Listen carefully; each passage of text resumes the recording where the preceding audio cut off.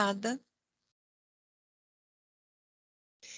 Aqui é uma escada muito antiga, tem mais de 500 anos. Olha como ela está perfeita. Foi feito de pedra, né. Então, dependendo do material, a gente tem uma vida útil da construção bem grande. Então, o que seria uma escada? É um elemento cuja função é proporcionar a circulação vertical de 2 ou mais pisos, através de uma sucessão de degraus, né. Então nós temos, por exemplo, no nosso projeto térreo e o superior, e a gente tem que vencer essa altura. Então, o que que é essa altura?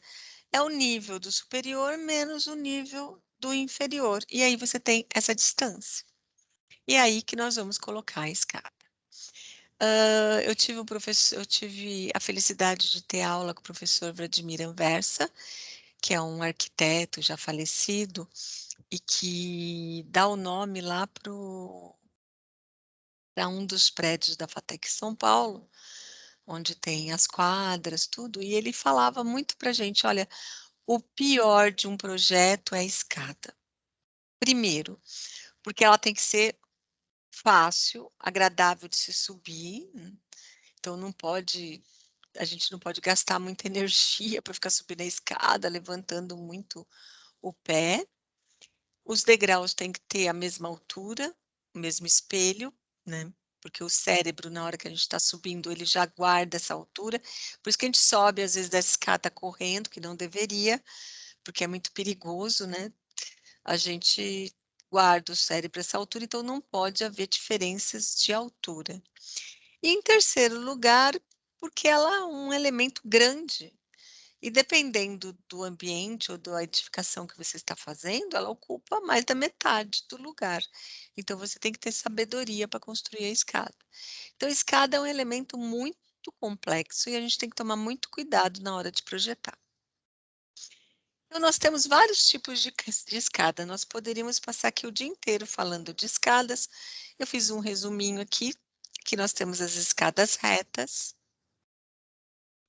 a em L, o próprio nome já diz, o seu desenho é em L. Notem que a gente sempre numera cada piso. As escadas em U, onde você tem um lance de escada, um patamar, outro lance, ela é mais confortável, porque no patamar você anda um pouco, então você descansa as suas pernas e também troca o pé de subida, que é o que tem mais arranque, que usa mais esforço. Mas percebam que ela ocupa uma grande área do projeto. A paralela, ela é uma espécie de U, porém, no patamar também é dividido com alguns degraus. Bonita a escada, né? A escada mais difícil, a mais cansativa, que é a retilínea ou de um lance único. Então você não tem patamar, você vai do piso inferior ao piso superior num único lance, ela é muito cansativa, mas às vezes, dependendo do projeto, é o único meio que nós temos. As em curva, que ocupam muito espaço, que vocês devem conhecer a caracol. Dependendo da caracol, esse exemplo que eu coloquei aqui foi de propósito. Olhem a largura aqui para você subir. Uma pessoa um pouquinho mais fora do peso já fica difícil usar esse tipo de escada. E também fica impossível você levar qualquer mobiliário para o andar superior ou o andar inferior. Não tem como. Ela geralmente é usada como a segunda escada de um ambiente só para subir ou só para descer, mas você não consegue levar nada. E também ela é um pouco perigosa, porque se você coloca o pé aqui, próximo ao eixo dela, você pode cair, principalmente na hora da descida. Então, pensem bem na hora de projetar uma caracol. Degraus engrauxidos. Isso, por lei, agora já é proibido. Nós encontramos muitos desses tipos de degraus em edificações antigas, que é utilizar degraus aonde deveria ser patamar. Por que que ela foi proibida? Principalmente quando há pânico, incêndio ou a pessoa está descendo com muito rápido, e ao invés dela colocar o pé na largura maior, ela coloca aqui na largura menor. E aí escorrega, cai, pode bater a cabeça e pode ter consequências graves. Então ela foi proibida.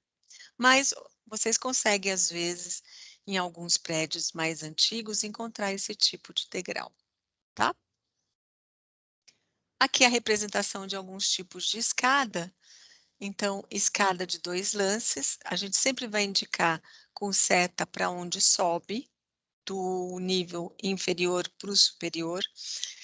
O corte que nós fazemos é geralmente de 1,5 m de altura pela norma.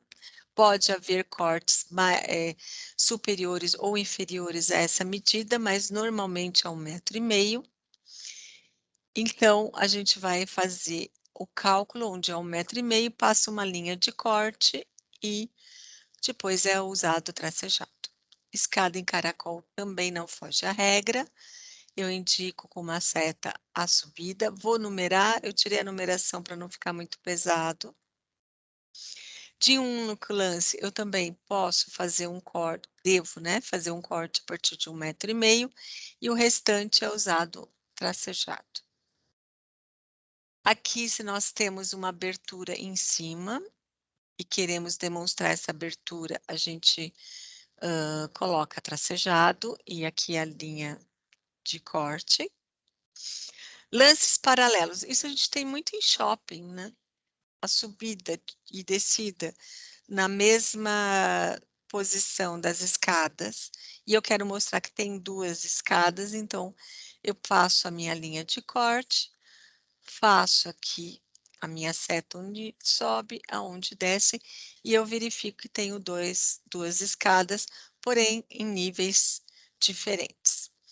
Com armários embaixo, normalmente em escadas de um único lance, permite que eu tenha, depois de um certo número de degraus, uma altura que eu posso fazer um armário, posso fazer um lavabo, posso fazer um guarda-treco lá, aspirador, esconder as coisas, enfim, um quartinho. E eu posso representar fazendo uma linha de corte com a porta. Aqui é uma representação, detalhamento de escada. Então, aqui eu tenho a laje, o piso e a largura, que eu chamo de piso, e o espelho, que é a altura desse degrau. Sempre contando com o acabamento. Aqui ao lado tem a representação de um corrimão, ele está além do convencional, normalmente é entre 90 centímetros e 1 metro. Alguns detalhes que a gente vai ver lá na frente, que é o bossel, que quando o acabamento sai um pouco do limite do espelho, isso é usado normalmente quando nós temos o acabamento de madeira. Nós sempre indicamos a largura do piso, indicamos a altura do espelho e se temos bossel ou não, e a altura do corrimão.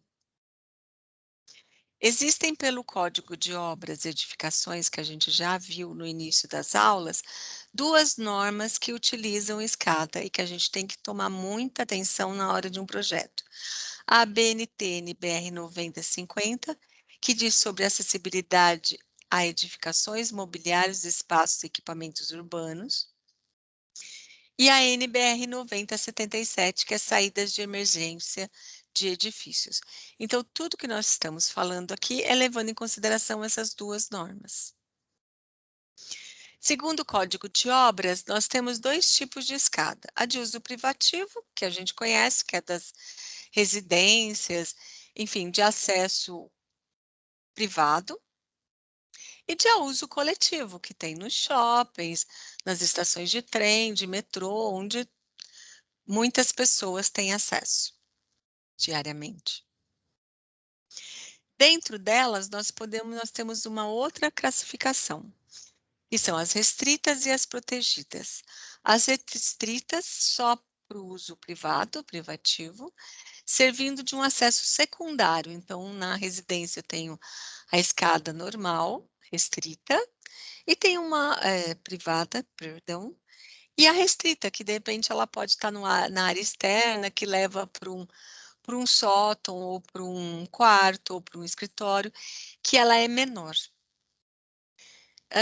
De acesso destinado a depósitos, instalação de equipamentos em geral, tendo uma largura mínima de 60 centímetros.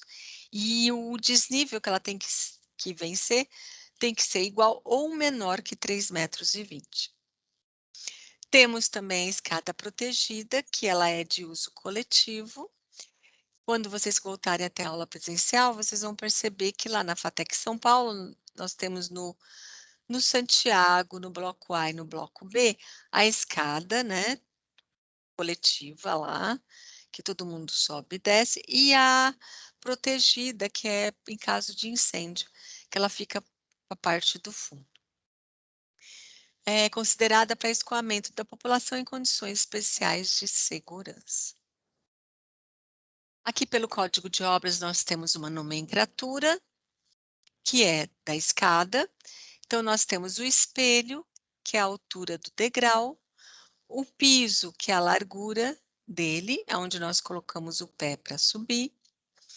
Lance é uma sequência de degraus até chegar ao patamar. Então, aqui no caso, nós temos primeiro lance, segundo lance.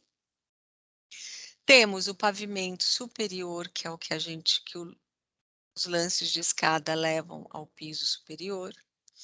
A projeção da escada, nós temos o comprimento, a projeção aqui. A projeção lateral, nós temos a altura, que é o que a gente tem que vencer para chegar do piso inferior ao piso superior. O corrimão é por onde nós devíamos segurar para subir escada. Escada é um elemento da construção muito perigosa. Conheci já várias pessoas que até faleceram por subir escada e cair dela, né? Bater a cabeça na quina ou em uma parede aqui próxima. Então, a escada nós temos que ter muito cuidado. E o balaústre, que é entre o corrimão e a escada, que protege você de não cair aqui nesse vão. Outra coisa que nós temos que ficar muito atentos é quando estamos subindo a escada ou descendo, o vão entre o degrau e o próximo elemento no piso superior tem que ter, no mínimo, uma altura livre de 2 metros. Então, se eu estou subindo aqui, no exemplo desse corte, a gente vai aprender, tem aula de corte, tudo. Eu estou subindo, então, em qualquer momento aqui, esse vão livre tem que ter 2 metros de altura, no mínimo. O bossel, que a gente tinha falado nos slides anteriores ali, é um elemento construtivo que passa do espelho, ele tem que ter, no máximo, 1,5 centímetros. E ele é utilizado para enfeite. Normalmente fica muito bonito em madeira, passando esse espelho, esse comprimento de 1,5 centímetros, tá? Então, o bossel não pode passar de 1,5 centímetros do limite do espelho.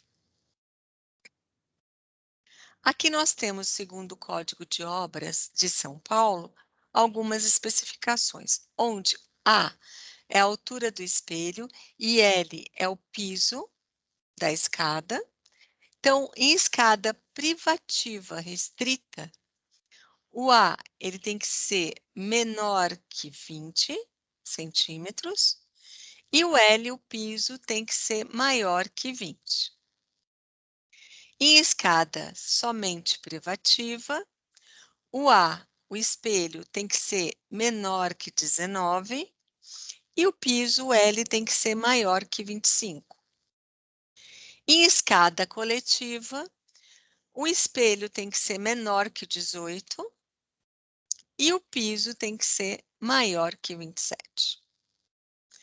Então, se vocês perceberem, a altura do espelho ela está diminuindo conforme a quantidade de pessoas que têm acesso. Então, é uma escada mais fácil, mais ergonômica para se usar. E como que nós fazemos cálculo de escada? Como eu havia dito, calcular uma escada não é simples. A altura dos espelhos e a largura do piso, ela tem que ser constante em todos os degraus. Ah, professora, meu último deu uma altura de espelho um pouquinho menor. Pode? Não, não pode. Todos têm que ser iguais. A posição dela no ambiente, vocês têm que tomar cuidado, senão vocês estão matando o ambiente, deixando ele somente com uma escada e pouco lugar para acesso. Mas para a gente determinar a altura do espelho e a largura do piso, nós usamos uma fórmula chamada fórmula de Blondel. Isso vocês vão ter que decorar, não tem como. A fórmula de Blondel é o seguinte: 2 vezes a altura do espelho mais o piso tem que ficar entre 63 centímetros e 64. É fácil, né? 2 vezes a altura do espelho mais a largura do piso tem que ficar entre 63 e 64. Alguma dúvida até aqui? Por enquanto não, professora. Beleza. Então, eu vou dar um exemplo para vocês. Eu peguei um exemplo, não é do nosso projeto, de uma casa onde, entre o nível do térreo e o nível do superior, tem um desnível de 2,88, 2 metros e 88 centímetros. Segundo a norma NBR 9077, a nossa normazinha lá, o espelho ele tem que ficar entre 16 e 18. Ah, professora, eu já conheci casa que tem 20 centímetros de altura de espelho. Não é uma escada que está na norma, nem no código de obras. É uma escada que não foi feita levando em conta todos os passos que a gente tem que ter na construção de uma escada. Ela está errada. Ela é horrível, provavelmente, de subir, né? Então, nós temos um desnível de 2,88 e a norma diz que tem que ficar entre 16 e 18. Entre 16 e 18, números cheios, nós temos 16, 17, 18. Então, só para ter uma ideia, eu peguei 2,88 e dividi por 16, 17 e 18 centímetros. Então, me deu 18 espelhos, 16,94 espelhos e 16 espelhos, respectivamente. Aqui embaixo está errada a resposta, tá? Eu vou arrumar. Como eu falei, eu não posso ter 16,94 espelhos. Ou eu tenho 18, ou eu tenho 17, ou eu tenho 16. Se eu fosse escolher, quantos espelhos eu utilizaria? 18 ou 16, porque deu um número cheio. Então, eu vou passar para o próximo passo. Então, eu escolho 16 ou 18, porque deu um cálculo exato. Agora, eu fiz o reverso, é igualzinho, tá? Pode vir aqui, aqui. Eu só voltei a equação. Se eu tenho espelho 1, 16 espelhos, eu vou ter uma altura de espelho 18. Se eu tenho como espelho A2, dividido por 18 espelhos, eu tenho uma altura de 16 centímetros. Qual vocês iriam utilizar? Qual altura de espelho que vocês iriam utilizar na casa de vocês para vocês terem uma escada mais confortável? Qual a altura desse espelho? Vocês iriam usar 18 ou 16 centímetros?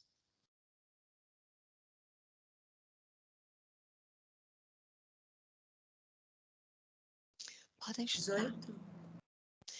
18, você usaria 18 porque você queria uma quantidade de espelhos menor, mas você ia ter que levantar sua perna mais. Ah, certo. Concorda? Sim. Se você tem uma pessoa assim um pouco mais idosa, ou alguém com alguma deficiência de andar, ou até criança mesmo, né, que tem a perninha curta, você iria dar preferência a um espelho um pouquinho menor, não ia? São 2 centímetros, né? Sim, sim. 2 centímetros, aqui ó, é isso aqui. Né? Em cada subida. Então, de repente, aí depende também do tamanho do ambiente que você está pondo a escada. De repente, você quer colocar um espelho um pouco maior, 18, só que ele vai ter menos espelho, então a escada vai ficar menor. Então, notem que cálculo de escada depende muito também do ambiente que você vai colocar a escada. Se eu tiver um ambiente bom, grande, e quero fazer uma escada mais fácil de subir, eu seleciono 16 centímetros. Mas aqui eu já tenho 2 respostas para mim. No meu caso, eu estou fazendo a minha escada, eu quero um degrau menor, um espelho menor para eu usar. Então, eu já tenho 2 fatores. Eu tenho a altura do desnível do pavimento e tenho a altura do espelho. Aí eu vou usar a fórmula de Brundel. Então, a fórmula de Brundel é 2 vezes o espelho mais o piso, tem que ficar entre 63 e 64. Eu vou colocar essa equação aqui do ladinho, então, para ficar mais fácil para vocês entenderem. 2 vezes a altura do espelho mais o piso tem que ficar entre 63 e 64. Aí eu posso fazer a minha brincadeira. Se eu usar 63, eu vou fazer que 2 vezes a altura do espelho vai ficar 31 centímetros a largura do meu piso. Se eu quiser usar mais próximo de 50 e 64, 2 vezes o meu espelho vai ficar 32, fazendo a equação. Então, eu posso escolher o meu piso entre 31 e 32 centímetros. E eu já calculei a minha escada. Como eu falei, depende muito do espaço que você está utilizando. Porque se você tiver um espaço pequeno, óbvio que você vai usar o piso 31 e a altura, aí você vai ter que voltar, lógico, né? Você vai ter que escolher aqui 18, opa, perdão, aqui 18, que é a altura do espelho, porque ele vai ficar maior, então ele vai dar menos degraus. Substituir aqui o A por 18 e ele vai dar outro valor, dando outra largura de piso. Bem, até aqui, pessoal, alguma dúvida sobre a fórmula de Brundel? Por enquanto não, professor. É bem facinho, né, a fórmula de Brundel. Aqui a gente vai ver algumas características do Código de Edificações. Primeiro, os patamares, eles devem ter, no mínimo, 80 centímetros quando a escada for privativa e 1,20 m quando ela for coletiva e sem mudança de direção. Aquelas escadas que você está subindo, tem o patamar e vira para outra direção. Então, se ela não virar, ela tem que ter no mínimo 1,20 m. Quanto a corrimão, as escadas devem ter um corrimão de 80 centímetros a 1 metro de altura, tá? Levando em consideração algumas especificações. Se ela tiver a largura de 1,20 m, eu posso ter corrimão apenas de um lado. Se ela tiver igual ou superior a 1,20 m de largura, eu tenho que ter corrimão dos 2 lados. E se for uma escada bem larga, superior a 2,40 m, que é o caso da FATEC, lá dos blocos A e B, eu tenho que ter 3 corrimãos. Uma do lado direito, uma do lado esquerdo e uma ao meio. Porque há necessidade de cuidar das pessoas, né, que elas subam segurando no corrimão. Isso é uma dica para vocês que sobem correndo e descem correndo, segura no corrimão, por favor. Corrimão da parte de acessibilidade. Então, pessoas que têm deficiência visual, os prédios atuais a gente coloca sempre o corrimão passando 30 centímetros, prolongando eles a partir do último local, último piso, né. E aqui no início e no início da escada e no final da escada, sempre com uma leitura em braille, indicando que que está descendo, subindo a escada. Aqui eu faço uma brincadeirinha sempre sobre é erro de projeto ou é erro de construção? Aqui do lado esquerdo nós temos o desenho do corte de uma escada. Então a gente está subindo, cortou aqui, a gente está visualizando, vocês vão aprender isso nos cortes. E olha como construíram, gente.